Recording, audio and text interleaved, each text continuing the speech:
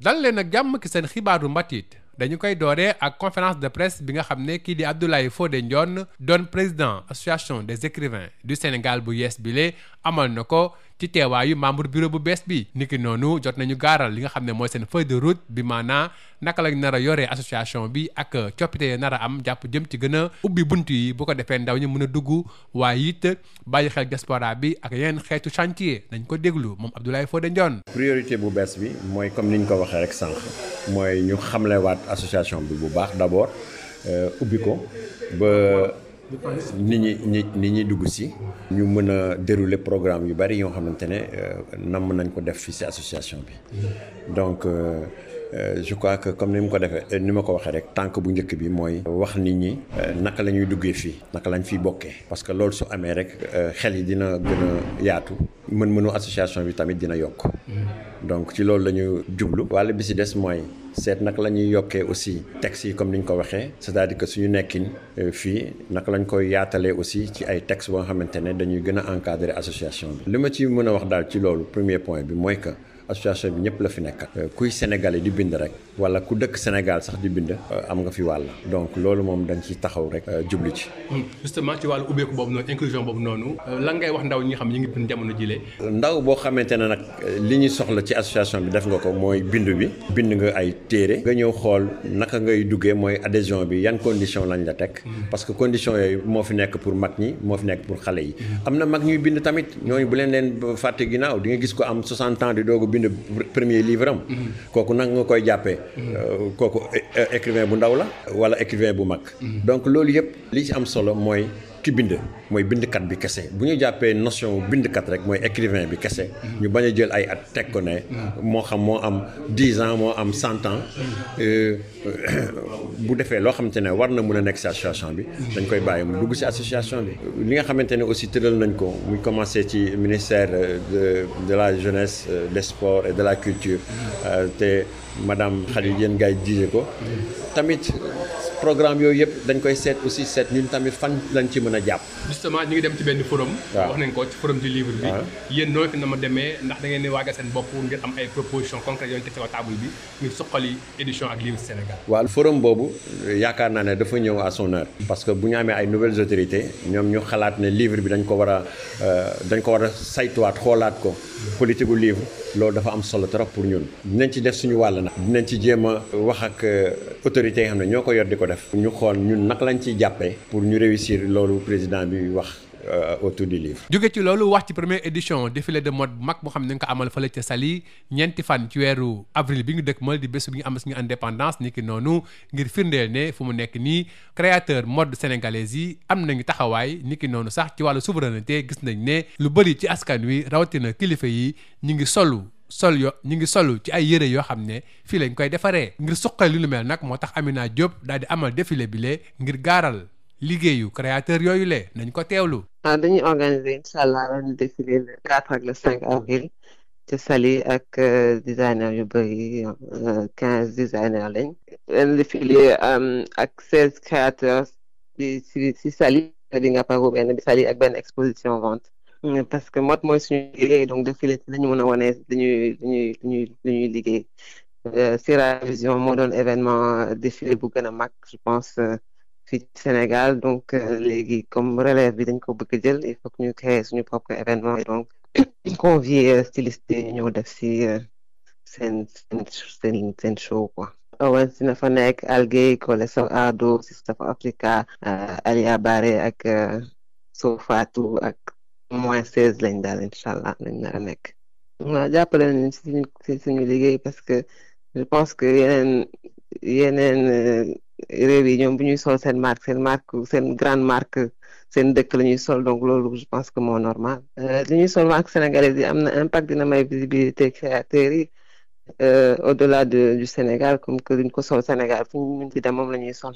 Sénégal nag bëri na ay créateurs man rek maa ngi def défilé ak 16 créateurs donc xam naa ni solal ñëpp moom dina metti mais j'espère que dinañ jox au moins chance ñu bari. fii la nga ndar keppee seen xibaaru mbatit jërë ngeen jëf ci déglu bi. Bonjour et bienvenue dans votre journal de la culture. Nous démarrons avec la première conférence de presse du tout nouveau président de l'association des écrivains du Sénégal, Abdoulaye Fodé Dionne. Au cours de la conférence de presse qu'il a co-animée avec les membres du bureau, ils sont revenus sur les nouvelles orientations, les priorités, mais surtout le besoin d'élargir l'association aux jeunes, mais aussi de faire un clin d'œil à la diaspora, entre autres chantiers. Voici le président Abdoulaye Fodé Dionne. Si vous voyez la composition du bureau, nous avons essayé de satisfaire tous les axes qui pourraient être des lieux de discussion.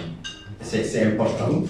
Vous voyez, même dans le bureau, on a renforcé avec le secrétaire chargé des régions, qui est ici, vraiment Madame Mousseau, ici présente.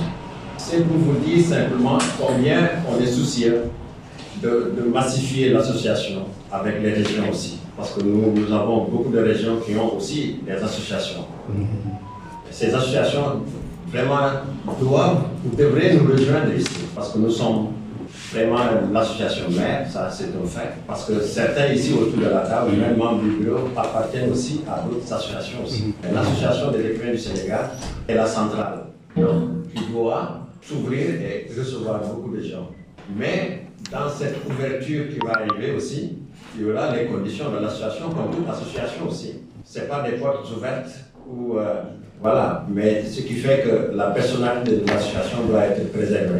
Des conditions vont être mises sur place, les conditions d'adhésion vont être mises sur place, et qui vont être très faciles aussi, pour permettre à tous ces jeunes-là de nous rejoindre. Nous allons décliner une politique d'approche par rapport à tout cela. Nous allons vraiment mettre un plan d'exécution pour y arriver. Ce qui est clair que nous allons recevoir certainement ces présidents régionaux ici pour mieux discuter vraiment il y a beaucoup de gens, moi en tout cas on m'a beaucoup appelé par rapport à ça. C'est comme si l'association était fermée. L'association n'a jamais été fermée. L'association a été toujours ouverte parce qu'il y a des jeunes qui sont aussi dans l'association. Maintenant, le Sénégal a tellement d'écrivains talentueux, jeunes écrivains talentueux, qui doivent faire aussi le pas. Ça, nous comprenons. On n'a pas encore travaillé avec la diaspora, parce que c'est une chose très importante pour nous. Nos écrivains de la diaspora, qui sont nos ambassadeurs, on va essayer de voir comment aussi on peut les regrouper, ou comment on peut les faire venir simplement dans ce grand ensemble. Là aussi, nos écrivains majeurs, seniors qui sont là aussi, comment aussi les faire revenir ou faire venir, parce qu'il y a certains, on va les faire revenir, il y a d'autres, on va les faire venir. Donc, ce qui fait que c'est un travail à faire par le bureau, et puis on va les rencontrer. Et puis, première édition d'un grand défilé de mode à Saly, avec 15 signatures sénégalaises des designers connus et reconnus du Sénégal et de l'étranger vont présenter leur création durant ce défilé qui est prévu ce vendredi 4 avril à Saly. Voici Amina Diop, l'initiatrice de l'événement. C'est la première édition et c'est un peu la relève pour moi du Seravision que tout le monde connaît. Donc aujourd'hui, l'objectif, c'est d'aller à ce niveau-là. Donc aujourd'hui, Saly, parce que j'avais envie de faire un événement en bord de mer et de changer de cadre, en fait, parce qu'aujourd'hui, tous les créateurs ont tous déjà défilé à Dakar et ce serait peut-être pas une première, mais ça change, en fait, de ce qu'on a l'habitude de voir. Oui, on est sur 16 créateurs que vous connaissez à peu près. Il y aura Owens, il y aura Colesso Ardo que vous connaissez, il y aura Algay, pour ne citer que. On va faire un défilé seulement avec des créateurs sénégalais pour cette édition. Aujourd'hui, booster le Made in Sénégal, je pense que c'est la meilleure chose à faire. Je pense que les Sénégalais ont compris parce qu'avant, on s'habillait de marques de l'étranger alors que ce que les autres font, on peut le faire et même mieux, non? Bien sûr, ils mettent en lumière les créateurs sénégalais, ça a effectivement un impact sur les ventes et sur la visibilité de nos différentes marques.